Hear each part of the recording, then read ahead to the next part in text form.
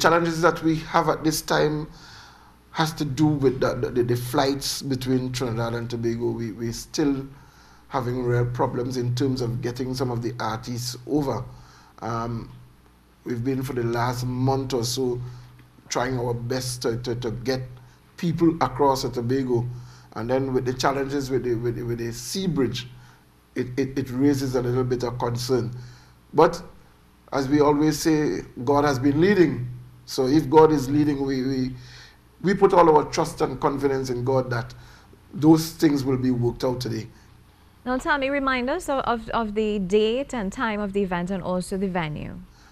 And it's this Sunday, 2 days to go before the event. It's Sunday from 1 p.m. to 12 midnight, and it's at the Canaan Seventh-day Adventist Church grounds.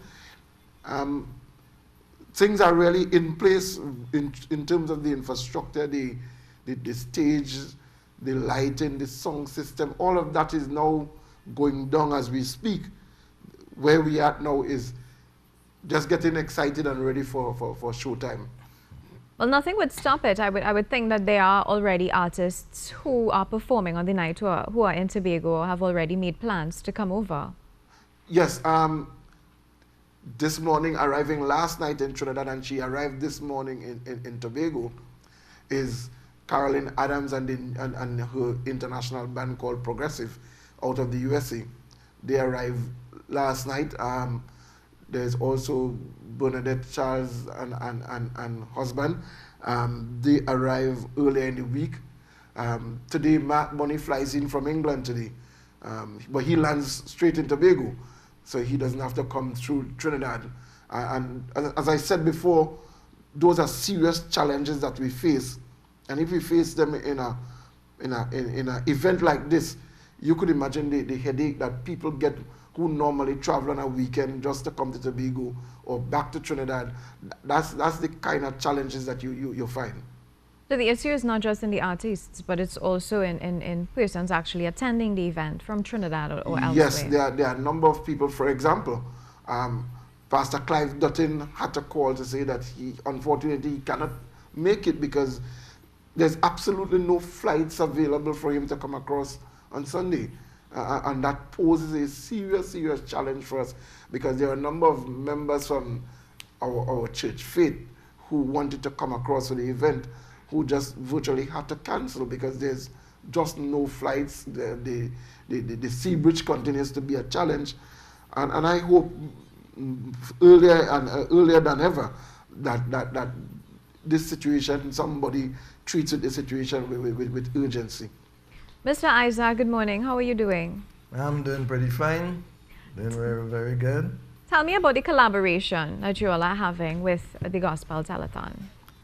Well, this happened, I would say, somewhat, I won't say by accident, but I happened to be in Tobago in the month of June, and I was actually asked to visit a church in Signal Hill area. I had no idea that this thing was in effect. Got there and saw my friend Moses in the front of the church actually making an announcement about this telethon. And I found that it was very interesting because as an organization, the Trinbago Progressive Organization, Association of the USA, Incorporated, based in the United States, we are actually in the business of providing and giving back to the people of Trinidad and Tobago. So I got a bit excited, got in touch with Moses as soon as I was able to. We had a conversation, and I immediately pledged support without even having the opportunity to consult with the association actually. And I think that the decision was a decision that turns out to be very good, that partnership, which I believe is going to last forever. And you know, forever is a long time. Now, it's not the first time that you all have been reaching out to support events like this. What do you hope to achieve this time around?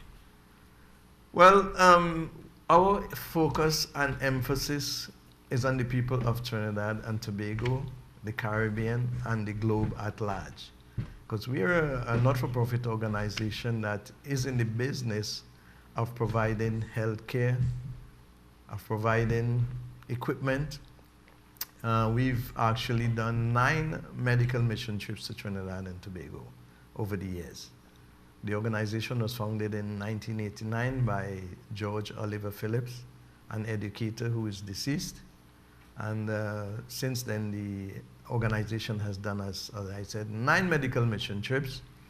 And what we've actually done is to get health professionals, non-health professionals, come into Trinidad and Tobago for 2 weeks, provide health services, and also provide equipment, wheelchairs, walkers, canes, commodes, and all the rest of it. And this could not happen at a better time because we already scheduled to do our 10th medical mission trip to Trinidad and Tobago in the month of July 15th to July 29th, 2018.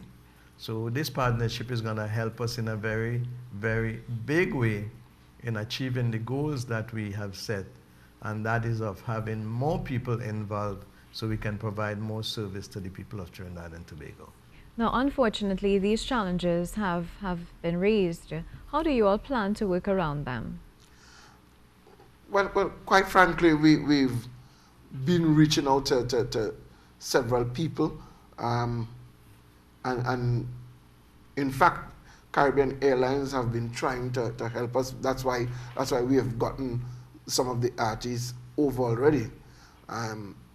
The big bulk of the artists from Trinidad who comes in on Sunday morning, those are the challenges that we have at this time. But all the other artists, the international artists and so on, they have arrived, they're here.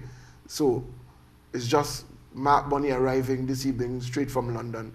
He lands here this evening at 4:30 with British Airways. So it's just in the local headline acts that we do not have yet to fly into Tobago. Now, based on what you already have and guests who are confirmed, what can we expect? This is going to be a real experience, a real gospel experience. It's a telethon with a difference. It's not the usual telethons that you go to, that you see people just come on stage, anybody just come, just walk on. It's going to be a real concert experience. It's going to be an experience that you will never ever forget. Those who will be listening on the radio, those who will be seeing it via the television, those who will be seeing it virtually via Facebook, because you'll be streamed live, you will get an experience that you will never really ever forget. We are saying to the people of Trinidad and Tobago, it's time that Jesus takes back his rightful place in this country. You cannot have the future of the nation continuing to suffer, which are the children, and we turn a blind eye to it. This experience is all being done for the children of this nation. Now, finally, remind us of the purpose of this, because a lot of persons may not be aware, for persons who missed the interview on Tuesday where we spoke about the fundraising side of it. Remind us of the purpose and how this would help young people. There are too many underprivileged children in this country that don't have the means to go back to school come September morning. One of the things that you see on a daily basis, sometimes you live next to people, and when you see those people who are less fortunate than you, it bleeds your heart. This is an opportunity for Trinidad and Tobago to reach out to these less fortunate children and less fortunate families, so that September morning, when these children go back to school, that they can focus solely, wholly and solely on making themselves better men and women for tomorrow. Our aim is to raise funds to help send children back to school, the underprivileged children in this country, and not just sending them back to school, but if you go to school on a hungry belly, how would you study? And we are saying the theme of this event this year is that no child must go hungry. Now, whether the turnout is good or not, this goal can still be achieved if persons were to call in and make contributions. What number can persons contact you at in order to do so? All right, on Sunday there'll be 5 numbers up.